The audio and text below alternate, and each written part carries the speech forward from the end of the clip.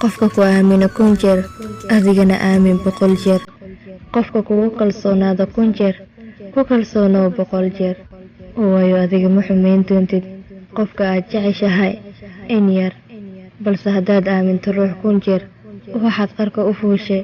farxad iyo murugo midka lagula jeclaada in lagu siin karo mana awoodi doontid inaad faraxdo qofkaas la'aantiisa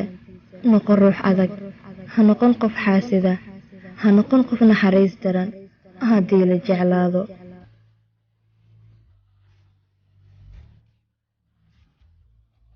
ha jeclaan qof adoo kala dhaawaciisa keliya ahaw qof xakamayn kara naftiisa.